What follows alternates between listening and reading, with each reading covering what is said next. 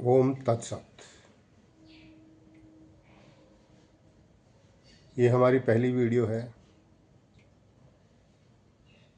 और जिस टॉपिक पे हम बात करेंगे वो है सत्य, परम सत्य। सत्य कोई नया शब्द नहीं है, इससे सभी परिचित हैं क्योंकि भारत में जो सबसे मशहूर, सबसे फेमस मंत्र है वो है ओम तत्सत। ये सत्य क्या है? क्या ये दुनिया में बोला गया जो सच्चाई हम बोलते हैं वो सत्य है, या सत्य कोई और चीज़ है, कोई और ज्ञान है? इसके विषय में हम ग्रंथों पे आधारित ज्ञान आपसे साझा करेंगे और इसका उद्देश्य ये है कि वह ज्ञान प्रचारित हो जिससे सतयुग का आरंभ होता है। सतयुग होता है सत से। किसी पूजा पाठ, किसी मंत्र जाप, किसी और कारण से सतयुग नहीं आता। सतयुग आता है सत्य के कारण, सत्य के ज्ञान के कारण। और सत्य के ज्ञान का जिक्र केवल ओम सत तत्सत में नहीं है।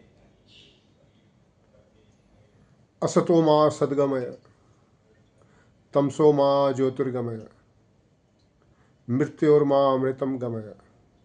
हम असत से सत्य की ओर बढ़े, अंधकार से प्रकाश की ओर बढ़े, मृत्यु से अमृत्यु की ओर बढ़े।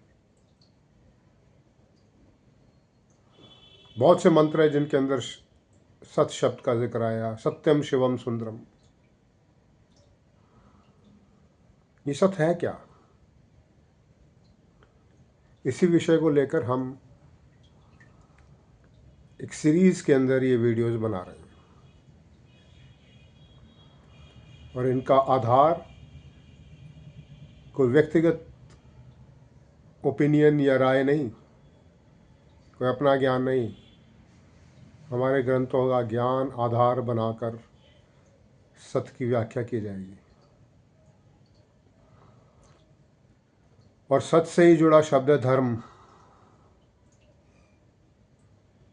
धर्म आज हम रिलीजन को धर्म कह देते हैं। अब रिलीजन मुझे नहीं मालूम, ये अंग्रेजी से आया हुआ शब्द है। इसका ओरिजिनली क्या अर्थ रहा होगा, क्या इसके मायने हैं, परंतु धर्म रिलीजन नहीं होता।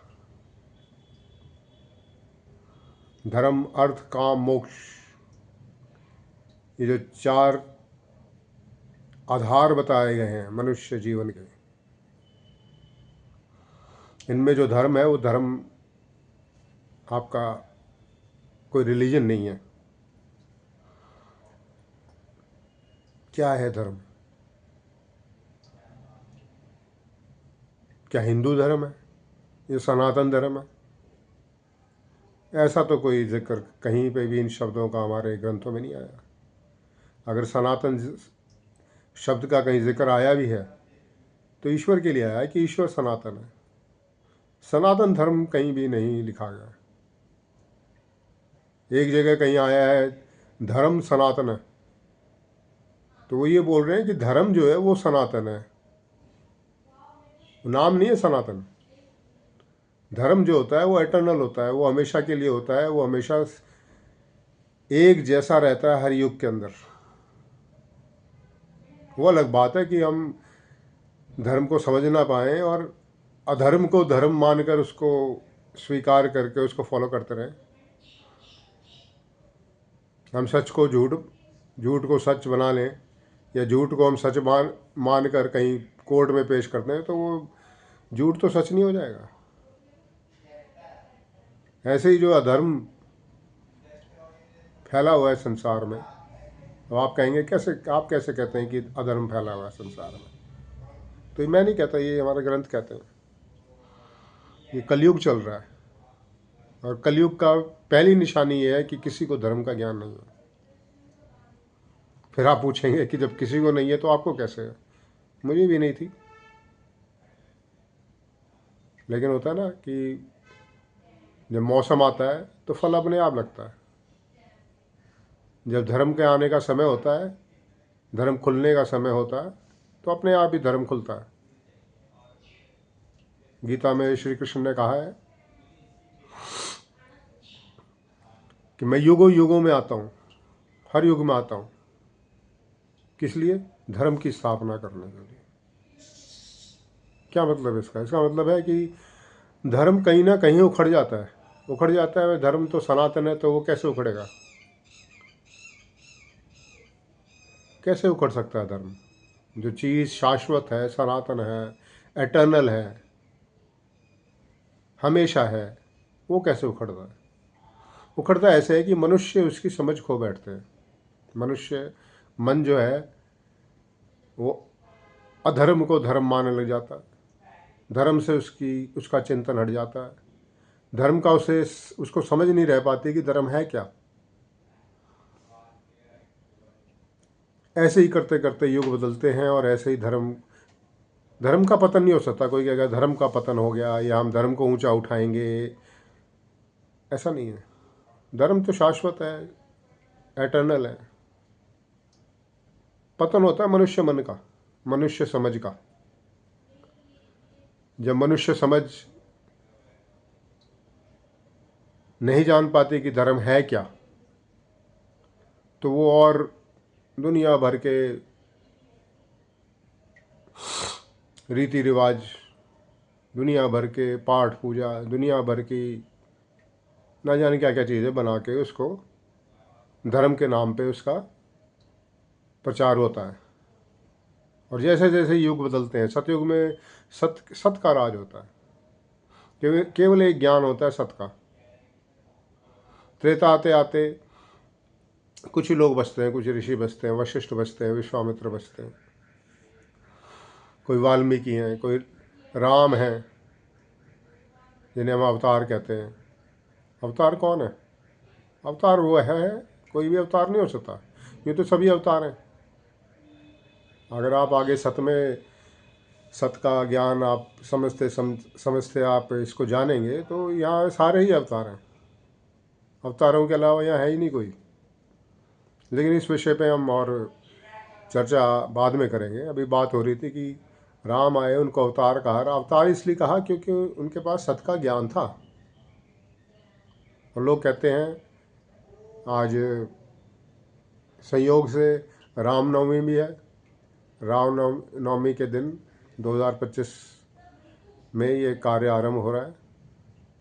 उसी सत की कृपा से मैं मानता हूँ कि ये कार्य आरंभ हो रहा है।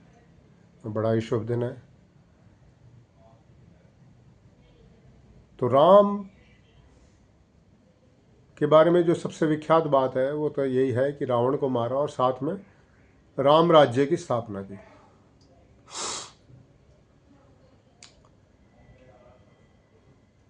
अब कैसे स्थापना की उन्होंने? तो एक जो स्पेकुलेशन होता है, गैस वर्क होता है, वो एक अलग चीज़ होती है, और सत्य अलग होता है। उन्होंने राम राज्य की स्थापना, आज आपने कितने रूल बना रखे हैं, कितने कानून बना रखे हैं दुनिया के अंदर, कितने दुनिया भर की आपकी कि सिस्टम्स है, एडमिनिस्ट्रेशन है, लॉ है, ऑर्डर है, पुलिस है, मिलिट्री है, तब भी आपका राम राज्य स्थापित नहीं हो पा रहा। मंदिर बना लिया आपने, बड़े बड़े आपने रिलीजन बना लिए, सब कुछ बना लिया, अच्छी अच्छी शिक्षा दे रहे हैं, तभी आपका राम राज्य स्थापित नहीं हो पा रहा। क्यों नहीं हो पा रहा? इसलिए नहीं हो पा रहा कि राम राज्य स्थापित होता है सत्य के ज्ञान से। सत्य के ज्ञान को ही कहा गया है ब्रह्म ज्ञान। कई नामों से तत्व ज्ञान भी कहा गया है। ब्रह्म ज्ञान, सत्य के ज्ञान को जानने वाले को श्री कृष्ण गीता में कहते हैं तत्वदर्शी। कोई तत्वदर्शी हो तुम उसके पास जाओ, उससे तुम सत्य का ज्ञान लो।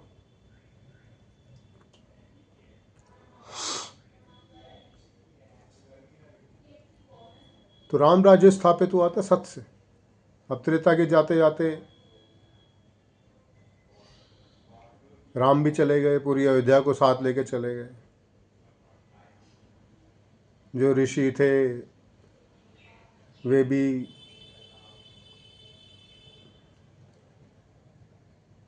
समाज से विलुप्त हो गए। फिर द्वापर आया। द्वापर में आप, सबसे बड़ी बात है कि आप ये कंपेयर करेंगे तो आपको पता लगेगा कि क्या क्या धारणाएं होती हैं अलग अलग युग में। सतयुग में सिर्फ सत्य की अवधारणा होती है, सत्य का ध्यान होता है और कुछ नहीं होता। ना कोई मूर्ति होती, ना कोई मंदिर होता, ना कोई देवी देवताओं का चिंतन होता, ना कुछ होता। सिर्फ केवल एक परम ईश्वर को, और ईश्वर ही सत्य है। ओम तत्सत का अर्थ यह है, ओम, ओम का मतलब ईश्वर। ओम तत्सत, ओम का तत्सार, ईश्वर का तत्सार सत्य है। सत्य ही ईश्वर है। सत्य का ज्ञान ही ईश्वर के आपको दर्शन करा सकता है। हमें अभी जब ईश्वर की बात हो रही है तो कोई देवी देवताओं की या राम कृष्ण इनकी बात नहीं हो रही। आगे हम समझेंगे कि ईश्वर है कौन। श्री कृष्ण कहते हैं कि मैं हर जीव के हृदय में वास करने वाली आत्मा हूं। मैं हूं, ईश्वर कह रहे हैं।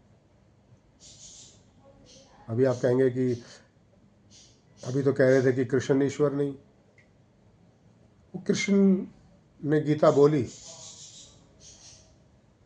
लेकिन शब्द जो ज्ञान उनके मुख से उच्चरित हुआ गीता के रूप में, वो सत्य का ज्ञान था। वो परमेश्वर की, परमात्मा की तरफ से आ रहा था, जो उनके अंदर से उतरा, जो उनके अंदर से एक्सप्रेस हुआ। कृष्ण का ज्ञान नहीं है वो, क्योंकि इससे पहले भी वेदों शास्त्रों में सत्य की व्याख्या हुई है। सत्य किसी का पर्सनल ज्ञान नहीं हो सकता। कोई कहे कि मैंने सत्य की व्याख्या की या फलाने ने सत्य की व्याख्या की, ऐसा संभव नहीं है। हाँ, वो शेयर कर सकते हैं, जैसे आपसे अभी शेयर किया जा रहा है, वैसे ही सत्य का ज्ञान शेयर किया जा सकता है। लेकिन सत्य जो है, कोई ये क्लेम नहीं कर सकता है कि ये मेरा ज्ञान है। ना राम कर सकते, ना कृष्ण कर सकते, ना कोई कर सकता। सत्य का ज्ञान तो एटर्नल है, इसलिए उसको सनातन कहा गया है। सत्य को सनातन इसलिए कहा गया है कि वो शुरू से था। गुरु ग्रंथ साहब में एक वाणी आती है, आद सत्य जुगाद सच, नानक होसी भी सच। है भी सच और नानक होसी भी सच। यानी आज सत्य, यानी जब क्रिएशन नहीं हुई थी, जब कुछ सृष्टि बनी नहीं थी, तब भी सत्य था। जुगाद, जब क्रिएशन हुई तब भी सत्य था। है भी सत्य, अभी भी सत्य है, और आगे नानक होसी भी सत्य। नानक जी कहते हैं कि आगे भी सत्य ही होगा, सत्य कभी खत्म नहीं होता।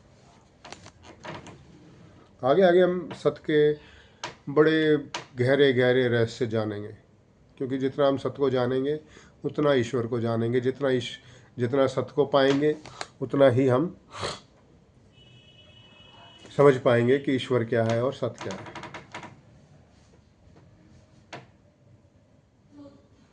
तो बात हो रही थी योगों की। द्वापर में और सत्य खो जाता है। बहुत कम लोग होते हैं, गिने चुने। कोई एक सांदीपन है, उनको सत्य का ज्ञान है। कोई कृष्ण है, उनको सत्य का ज्ञान है। बहुत कम लोग बचते हैं सत्य को जानने वाले, और अधिक लोग तंत्र मंत्र पूजा पाठ इन सब में संलग्न हो जाते हैं, इन सब में इन्वॉल्व हो जाते हैं।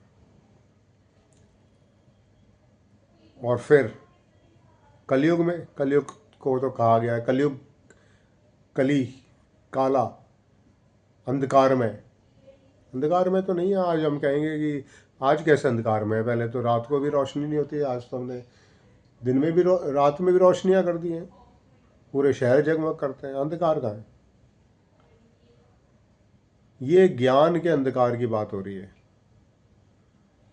और फिर आप कहोगे ज्ञान तो बढ़ रहा है, विज्ञान बढ़ रही है। बिल्कुल सही बात है, विज्ञान बढ़ रही है, विज्ञान बढ़ रहा है। लेकिन आप जरा सोचिए कि ये विज्ञान कहाँ था आज से कुल 150-200 साल पहले? क्या मान्यताएं थी? क्योंकि इस युग के अंदर विज्ञान तो हर जगह होता है। विज्ञान कोई ऐसी चीज़ नहीं है कि जो किसी देश या किसी जाति या किसी किन्हीं लोगों से ही सिर्फ संबंधित हो।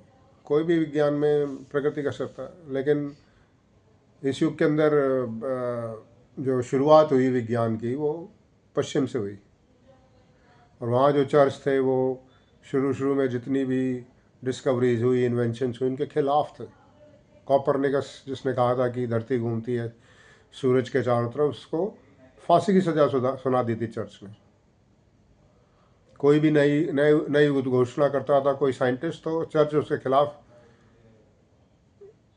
ऐसे ऑर्डर पास कर देता था। एक ब्रूनो था साइंटिस्ट, उसको तो असली में फांसी पे चढ़ा दिया था।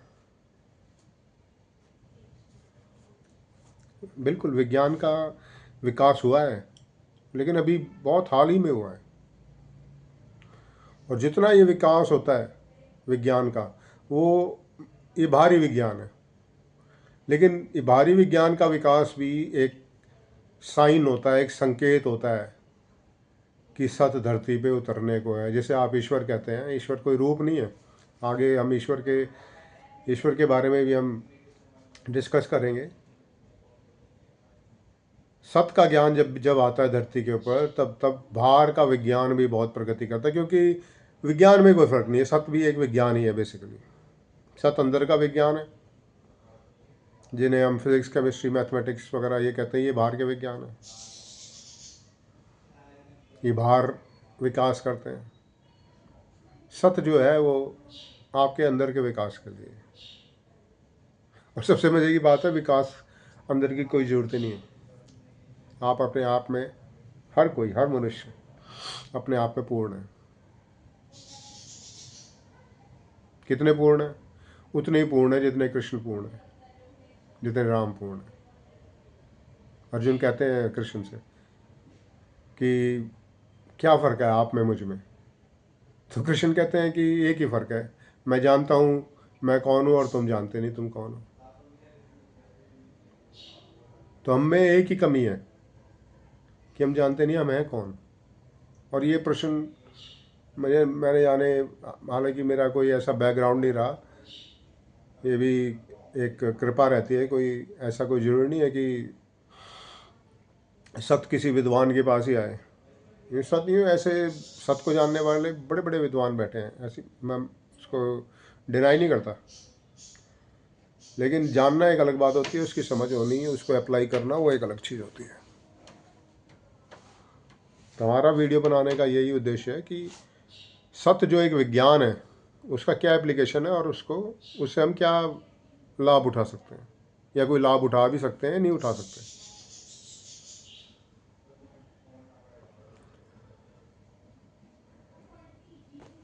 तो जब ये सत्य आता है, ये बात हो रही थी, तो विज्ञान भी अपने आप में पूर्ण डेवलप होता है। जब राम थे तो उस समय में रावण जैसे बड़े बड़े वैज्ञानिक थे जिन्होंने सोना बनाना सीख लिया था धातुओं से। उस समय में कुबेर के पास पुष्पक विमान भी था, किसी ने तो बनाया होगा। ठीक है, आज हम विश्वास नहीं करते, वो एक अलग बात है। आज कोई यहाँ पे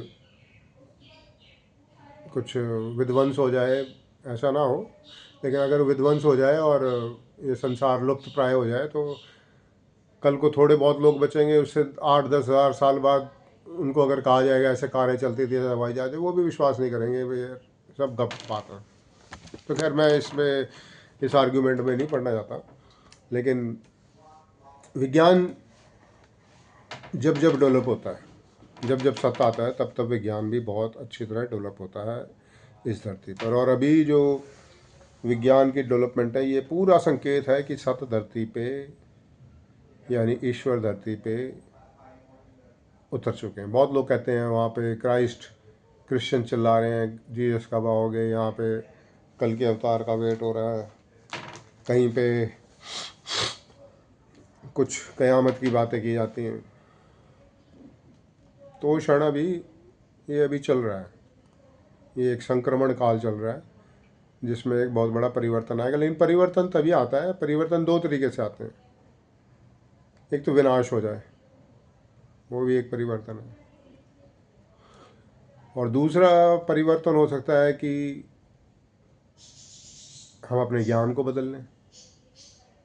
अब बाहर के ज्ञान में तो कोई कमी नहीं है, बाहर में तो हमने पूरी सुख सुविधा, पूरे ऐशो आराम, खाने पीने की कहीं कमी नहीं है। वो अलग बात है, हम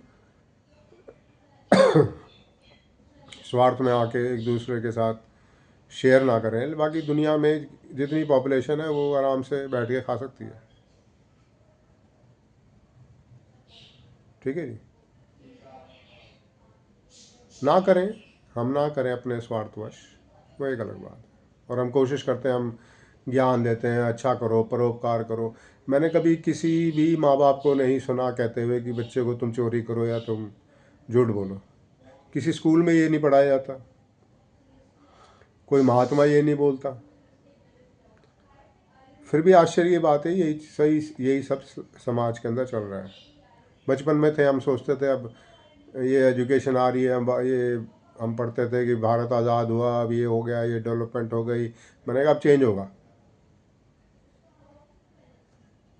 धीरे धीरे एहसास हुआ है कुछ चेंज नहीं होता। हर युग में पीछे चले जाओ तो वहाँ भी करप्शन की बातें होती थी, आज चले जाओ आज भी करप्शन। मैं इस करप्शन का मतलब सिर्फ पैसे वैसे की बात नहीं है, मैं मॉरल करप्शन की बात भी कर रहा हूँ।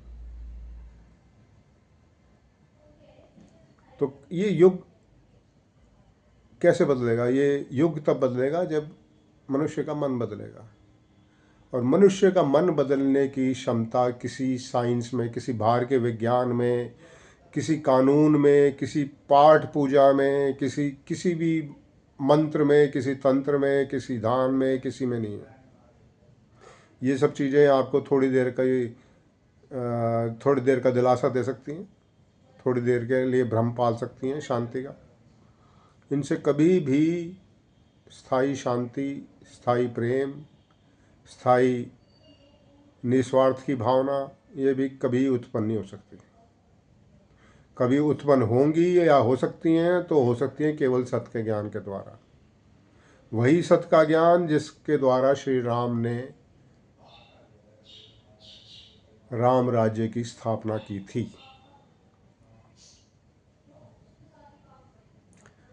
तो इसी सत्य के ऊपर हम चर्चा करेंगे। ये सत्य क्या है, आता है, क्यों आता है, कैसे आता है, कैसे इसका हम उपयोग कर सकते हैं। और इसको हम एक और कहा है कि श्री कृष्ण ने भी कहा है, अगर आपने गीता पढ़ी हो तो श्री कृष्ण गीता का ज्ञान देते हुए ज्ञान और विज्ञान की बात करते हैं। वो इसे विज्ञान बताते हैं। विज्ञान, विज्ञान का मतलब होता है, ज्ञान होता है थ्योरी, विज्ञान का मतलब होता है प्रैक्टिकल। थ्योरी हमारे पास भरी पड़ी है, वेद है, उपनिषद हैं, बहुत सारे ग्रंथ हैं, सब कुछ है। उसमें बड़े बड़े स्कॉलर्स हैं, बड़े बड़े पंडित हैं, महापंडित हैं, महात्मा हैं, कंठस्थ हैं उनको सारे के सारे ज्ञान, सारे श्लोक याद हैं, उनके अर्थ भी बताते हैं। लेकिन कोई ये नहीं बता पाता कि इसका एप्लीकेशन क्या है। सत्य बता दिया,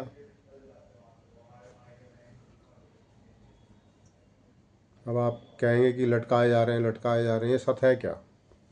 सत्य केवल इतना ही है कि ईश्वर के सिवा यहाँ कोई है ही नहीं।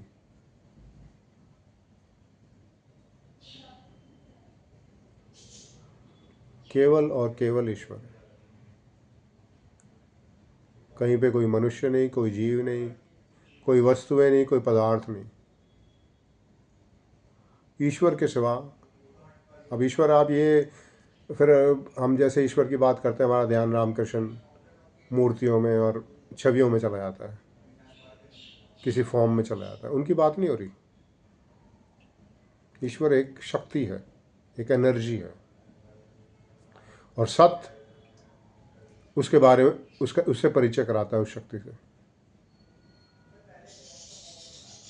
सत्य बताता है क्या है वो शक्ति, कहाँ पे है, कैसे हम उससे संबंध जोड़ सकते हैं, कैसे उससे हम कोई लाभ उठा सकते हैं। तो सत्य तो कितना इतना सा है बस। बल्कि हमारे हमारे जो गुरु ग्रंथ साहब हैं वो बड़े सुंदर ढंग से शुरू होते हैं। एक ओंकार सतनाम, एक ईश्वर है, सत्य उसका नाम है।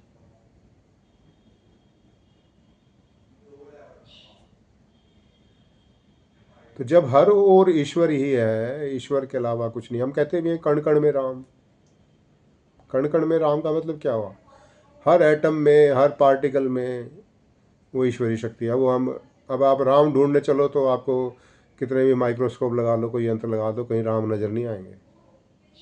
लेकिन हाँ, इतनी गारंटी है कि अगर आप सत्य को फॉलो करोगे तो उस शक्ति को आप अनुभव करोगे हर कण के अंदर, अपने अंदर, बाहर, हर जगह। सत्य जो है वो अनुभव का रास्ता है। ऐसा नहीं है कि अंधविश्वास नहीं है कि बस घंटी बजा दी, मंत्र पढ़ दिए, गीत गा दिए, भजन गा दिए, ना ईश्वर का कहीं पता, ना कुछ हुआ। कहीं जी हमने आंख बंद की तो भगवान की छवि देखी, सपने में भगवान आए। ऐसा कोई खेल नहीं है यहाँ पर। सत्य में होते हैं साक्षात दर्शन उस शक्ति के, खुली आंखों से। बंद आंखों से नहीं। बंद आंखों में तो आप कितनी भी भ्रम पाल लो, किसी भी चीज़ का आप ध्यान करो, बहुत गहरा ध्यान करो किसी भी चीज़ का। कहते हैं ना, महात्मा ईश्वर का ध्यान करो, ये मूर्ति दे दी भगवान की, इसका ध्यान करो, फलाने चीज़ का ध्यान करो। मैं कह रहा हूँ किसी भी चीज़ का ध्यान करो, वो चीज़ आपको अंदर दिखने लग जाएगी बहुत गहराई से।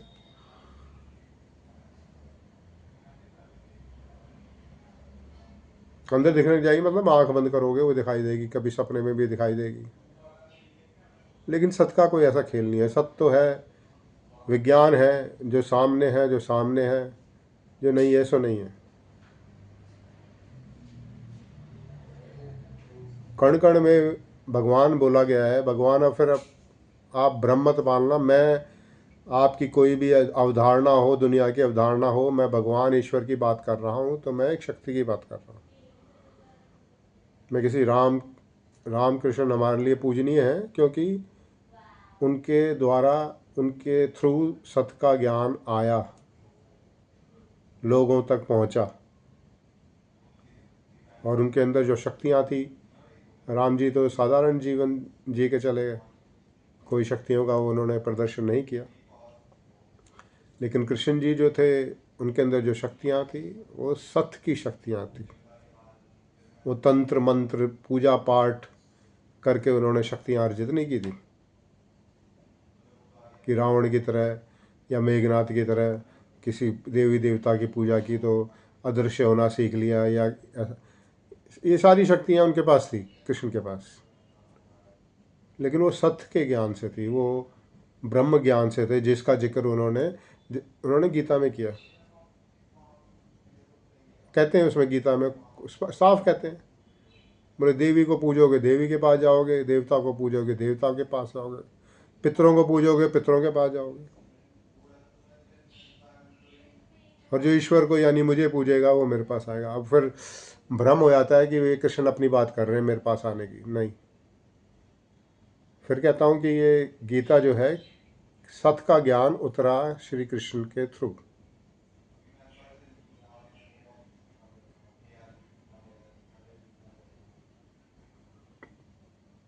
कोई इतना एकाकार हो जाए, कहते ना कि जब मैं था तो हरि नहीं, अब हरि हैं तो मैं नहीं। प्रेम गली अति साकरी, इसमें दो ना समाए। जब आपका भाव खत्म हो जाएगा ना कि मैं हूं, मैं हूं ही नहीं, ये ईश्वरी है। ये शरीर जैसे मैं कहता हूं, ये ईश्वरी है।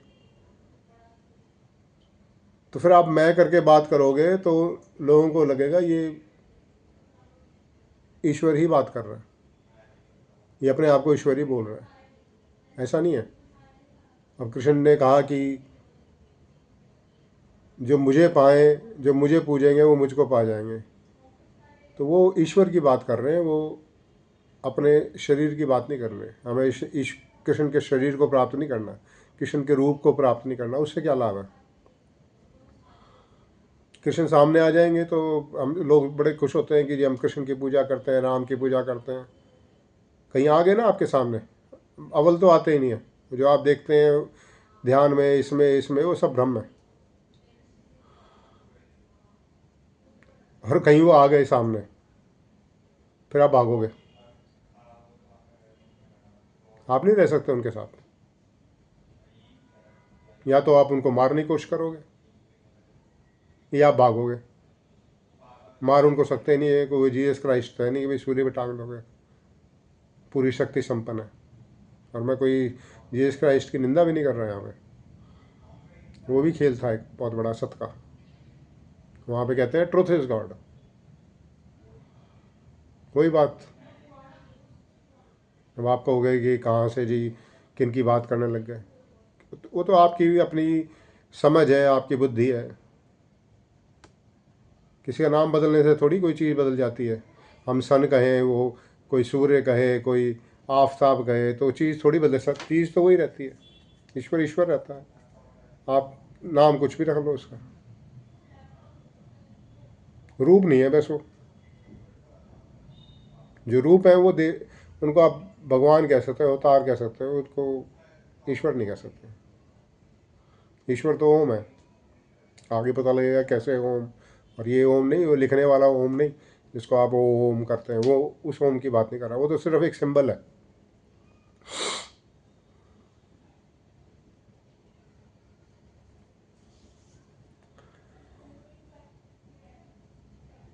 तो सत्य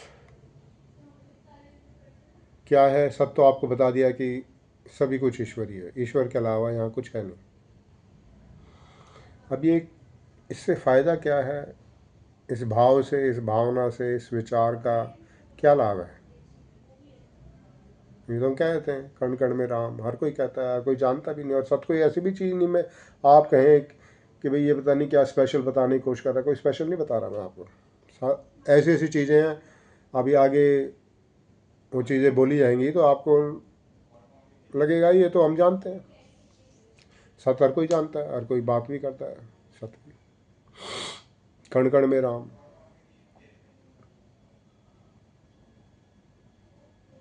ईश्वर की मर्जी के बिना पत्ता नहीं हिलता। ईश्वर ही सब कुछ करने कराने वाला है। कोई ऐसी चीज़ नहीं है। सत्य बहुत पुराना है, बहुत बहुत आपने भी हज़ारों बार ये बातें पढ़ी होंगी, आपस में बात की होंगी, एक दूसरे से चर्चा की होगी, कहते भी होंगे। हर एक के अंदर, हर एक के हृदय में ईश्वर का वास है। ये आम बातें बोली जाती हैं, कोई नई बात नहीं है। लेकिन इन बातों का ये जो सत्य है, इसका लाभ क्या है? कोई लाभ तो होना चाहिए ना। सिर्फ कहने से कि भाई हर एक ईश्वर है, हर कोई ईश्वर है, हर कोई ईश्वर का स्वरूप है जी, हाँ जी, आत्मा परमात्मा एक है, लाभ क्या है उसका? उस लाभ की हम बात करेंगे अगले एपिसोड में। और आपकी इच्छा हो, आपको सत्य में और गहरी जानकारी चाहिए तो आप जुड़िए। और अगर आप सिर्फ एक बहस करने के मूड से आना चाहें यहाँ पे, मैं रोक तो सकता नहीं किसी को कमेंट करने से। आप जो चाहें कमेंट करें, लेकिन उसका कोई फ़ायदा नहीं है। सत्य जो है वो चर्चा का विषय नहीं है। तो इसके बारे में कहा गया है, करोड़ों लोगों में को सत्य बताया जाता है तो उनमें से मुश्किल से 1000 मानते हैं। जो 1000 मानते हैं उनमें से 500 उसको फॉलो कर पाते हैं। 500 जो फॉलो करते हैं उनमें से भी आधे से ज़्यादा, 3/4 से ज़्यादा बीच रास्ते में छोड़ के भाग जाते हैं, फिर अपने पूजा पाठ और धंधों में लग जाते हैं। बहुत मुश्किल से कोई एक आदि आखिर में, बिल्कुल आखिर तक, पूर्णता तक सत्य को धारण करके कृष्ण जैसा बन पाता है। कोई कृष्ण छोटी मोटी चीज़ नहीं है। हम कह देते हैं जी इनके अवतार उनके अवतार, एक बहुत छोटी सी बात, एक बहुत ही छोटी सी बात बता देते हैं। जैसे अवतार हो गए जी, वो पता नहीं पहली शक्तियाँ उनके अंदर सब कुछ है जी, वो रेडीमेड मैन्युफैक्चर्ड है। ईश्वर एक मैन्युफैक्चर्ड, वहाँ से उतरता है वो, बस उसके अंदर सब कुछ पहले ही पड़ा है। ऐसा नहीं है। उन्होंने सत्य की तपस्या की। ये आपने कथा सुनी होगी, नर नारायण दो ऋषि थे, वो खोज रहे थे। वो उस वक्त ऐसी अवस्था में थे, वो खोज रहे थे सत्य को। नारायण को मिल गया, नर को ना मिला। तो क्या बता, नारायण ने नर को ही बताने की कोशिश की हो, कृष्ण ने अर्जुन को बताने की कोशिश की, माना ही नहीं। वो युद्ध लड़ लिया, समझ में इसके पल्ले कुछ नहीं पड़ा गीता का। ठीक है जी, लड़ लिया उनके कहने पे, बाकी उसके पल्ले नहीं पड़ा सत्य कुछ। इसी तरह हो सकता है नारायण ने बताया होगा नर को, जब इन्हें मिला तो उनके साथ ही तपस्या कर रहा था वो, तो उसको बताया होगा, हो सकता है, एक स्पेकुलेशन। लेकिन इतना ये स्पेकुलेशन नहीं, ये पक्का ही है कि जो नारायण थे उनको सत मिला तो उनको, उन्होंने उसे धारण किया, उसका अभ्यास किया। सत अभ्यास बताया ना आपको मैंने, सत विज्ञान है, उसको अप्लाई करना पड़ता है। अप्लाई करोगे तो आपको रिजल्ट मिलेंगे।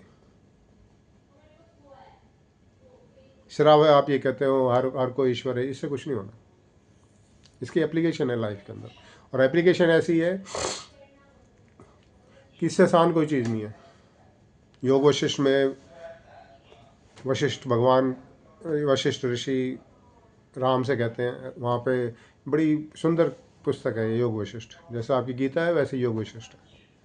गीता में कृष्ण जो है वो ज्ञान दे रहे हैं, अर्जुन सुन रहा है, वही सेम ब्रह्म ज्ञान, सत्य का ज्ञान। और उसी तरह योग वशिष्ठ में वशिष्ठ जो हैं वो ज्ञान दे रहे हैं, और राम शिष्य की तरह उस सत्य के ज्ञान को ग्रहण कर रहे हैं। और ये योग वशिष्ठ भी उन्हीं की लिखी हुई है जिन्होंने रामायण लिखी, यानी श्री वाल्मीकि जी की, वाल्मीकि जी ने लिखी। उसी तरीके से उसके अंदर एक बड़ी सुंदर व्याख्या है कि राम पूछते हैं जी कितना समय लगता है सत्य को धारण करने, या बड़ा मुश्किल लगता है ये सत्य को धारण करना, बड़ा कठिन लगता है। तो वशिष्ठ शास्त्रकार कहते हैं कि एक फूल को तोड़ने में, फूल को तोड़ने में कितना एफर्ट लगेगा, एक फूल को तोड़ने में जितनी मेहनत लगती है उससे भी कम मेहनत ईश्वर प्राप्ति में लगती है, या सत्य को धारण करके ईश्वर प्राप्ति में लगती है। लेकिन वहीं उल्टा कबीर क्या कहते हैं, सत बराबर तप नहीं, सत्य के जैसा तप नहीं है कोई।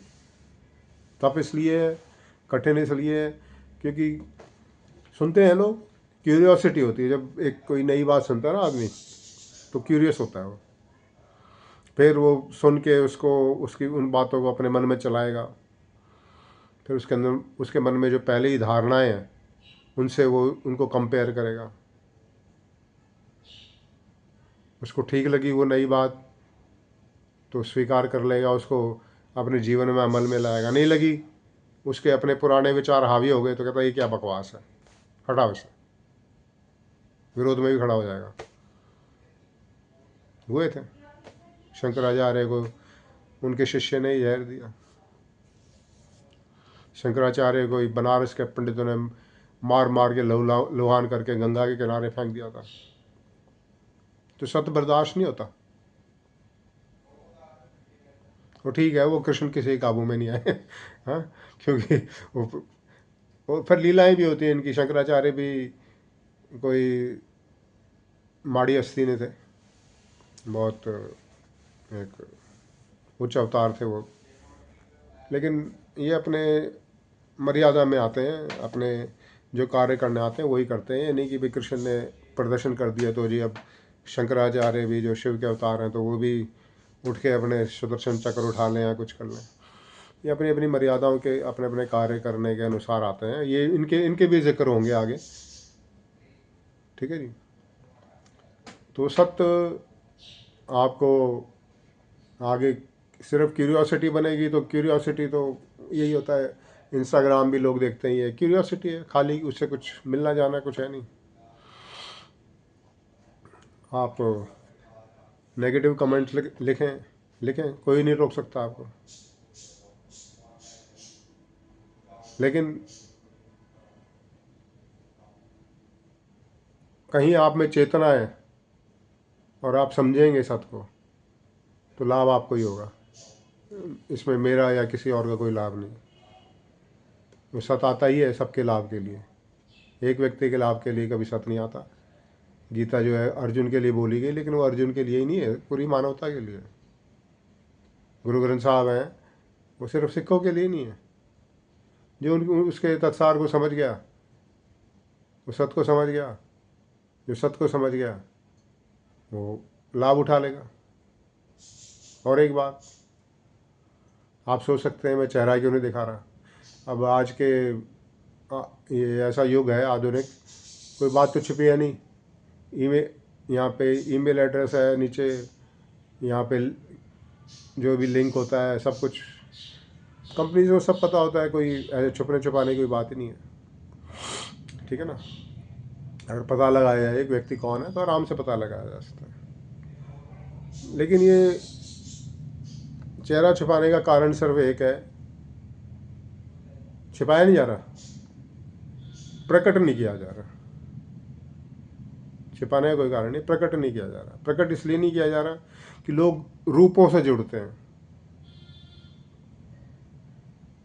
क्या शक्ल है, दाढ़ी है, मूछ है, कैसे कपड़े पहने हैं। कपड़ों से कोई साधु नहीं होता। साधु जो वर्ड आया है, संत जो वर्ड आया है, ये सत से आए हैं, साधना से, सत से संत आया है। कोई कपड़े वलकल वस्त्र धारण करने से, राम ने तो कभी वलकल वस्त्र धारण नहीं किया। रामचरितमानस में लिख दिया उन्होंने, तुलसी जी ने। बाकी अगर आप वाल्मीकि रामायण उठा के पढ़े तो वो वहाँ ये लिखा हुआ है, वो पत्तों के और उनके कपड़े, छाल के वस्त्र बनाकर उन्होंने धारण की। वल्गल वस्त्र नहीं धारण किए थे कि श्री रामचंद्र जी ने।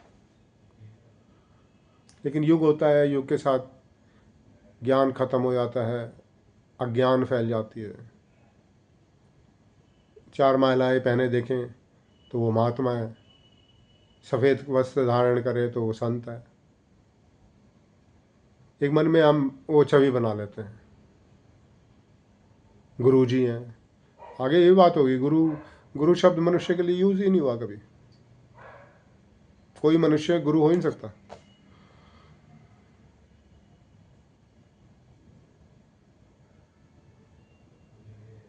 तो हमारा जो उद्देश्य है वो अपने आप से जोड़ना नहीं है कि आप मुझसे जुड़े।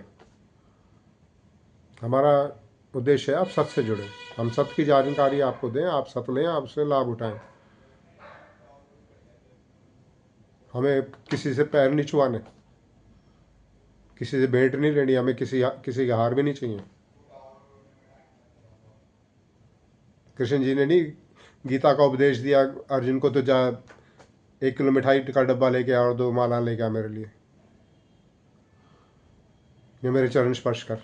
उसने भाव में आके कर लिए उनके चरण स्पर्श, वो एक अलग बात है खुद से।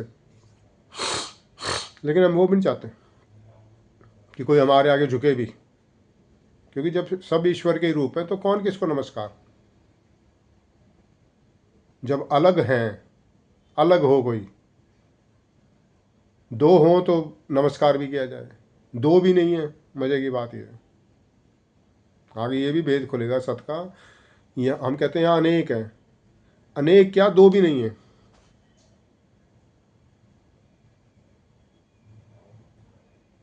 तभी शंकराचार्य जी ने कहा अहम ब्रह्मास्मि द्वितीयो नास्ति, दूसरा है ही नहीं। जिसे अहम कहते हैं ना, मैं, वो ही ईश्वर है। वो अंदर ईश्वर बोल रहा है, मैं, आप नहीं बोल रहे। आप सोचते हैं आप अपनी बुद्धि से मैं बोल रहे हो, अंदर ईश्वर बोल रहा है मैं। अहम ब्रह्मास्मि, ये अहम जो है ना, यही ईश्वर है। आई एम, वो बोल रहे हैं अंदर से। द्वितीयो नास्ति, दूसरा है ही नहीं। आप कहोगे वो है, माँ है, फलाना है। माँ नहीं है, वो ईश्वरी है। बहन नहीं है, वो ईश्वरी है। दुश्मन नहीं है, वो ईश्वरी है। पॉलिटिशियन है, चोर है, बुरे से बुरा देख लो, अच्छे से अच्छा देख लो, सब ईश्वरी हैं। तो कौन किसको नमस्कार करें, क्यों करें, क्यों पहचान बनाई जाए? पहले पहचाने कम बनी हुई हैं, पहले ही गुरुओं की भरमार है। तो हमारी कोई इच्छा नहीं है कि किसी की, हम तो, आप अपनी इच्छा से जय श्री कृष्ण जय राम करें, वो करें। सत्य ये भी नहीं कहता कि आप इनकी भी जय करें। सत्य क्या कहता है पता आपको? और ये सुना है आपने? सत्य कहता है सत्यमेव जयते। राम की जय नहीं बोलते, वो कृष्ण की जय नहीं बोलते, सत्यमेव जयते। अब आप कहोगे पॉलिटिकल नारा कहाँ से ले आए? ये पॉलिटिकल नारा नहीं है, हमारे उपनिषद का मंत्र है, सत्यमेव जयते। सत्य की हमेशा जय जय होती है। जय का मतलब ये नहीं कोई लड़ाई हो रही है और वो जाके लड़े हैं वहाँ पे तो जय हो गई। जय बोलो तो सत्य की जय बोलो, क्योंकि सत्य से ही सब उत्पन्न हुए हैं। तुम्हारे राम कृष्ण ब्रह्मा विष्णु महेश जितने देवी देव, इसमें भी नहीं पढ़ना जाता कितने देवी देवता हैं क्या नहीं है, क्या करना उस बात से, जितने हैं। और बहस करने से क्या हो जाएगा? कोई दो कम हो जाएंगे, दो ज़्यादा हो जाएंगे।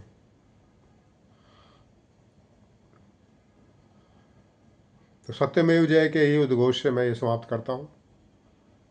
आपका इंटरेस्ट बने तो आप फिर आइएगा, फिर सुनिएगा। और अगर आप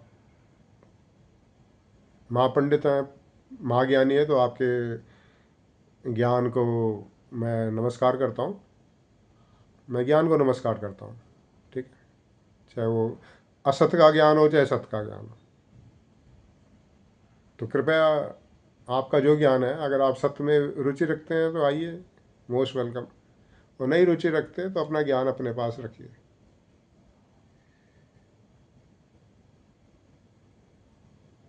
और ये मेरा ज्ञान नहीं है। आप कहोगे अब हमें तो सलाह दे रहे हैं अपना ज्ञान अपने पास रखिए और खुद ज्ञान यहाँ पे पेलने आ गए। मैं ज्ञान पेलने नहीं आया, मैं तो शेयर करने आया हूँ कि सब धरती पे आ रहा है। और इसके कोई ना, तो इसमें कभी कोई गुरु होता सत में। अभी बात खुली गई लास्ट में होते होते, सत ही गुरु है, तभी वर्ड बना सतगुरु। और यहाँ क्या हो रहा है, लोग बड़े बड़े चोले डाल कर दाढ़ियाँ बढ़ा कर कह रहे हम सतगुरु हैं। हाँ, मैं किसी पर्टिकुलर व्यक्ति की बात नहीं कर रहा। बहुत सारे लोग अपने नाम के आगे सतगुरु वर्ड यूज़ करते हैं। वो कह रहे सतगुरु है, सत का ज्ञान गुरु है, और यहाँ ये खुद अपने आप को सतगुरु बनाकर बैठे हैं। इसी से आप अंदाजा लगा ली कितना ज्ञान का ज्ञान हुआ पड़ा है। और हम अगले बार में यही डिस्कस करेंगे, ये ज्ञान से ज्ञान होता कैसे। एक समय सत था तो वह सत कैसे होता गया, कैसे कलयुग आ गया। इसी के साथ ये समाप्त करते हैं। आपकी इच्छा बने तो सब्सक्राइब करिएगा। और इतना मैं जरूर कहता हूँ कि अगर आप सत्य को आगे समझेंगे, फॉलो करेंगे, आगे हम भेद खोलेंगे, इसके धीरे धीरे पूरा विज्ञान एक्सप्लेन करेंगे, तो आपको जीवन में ना केवल भौतिक बल्कि हर प्रकार से लाभ होगा। इसी के साथ ये समाप्त करते हैं। धन्यवाद।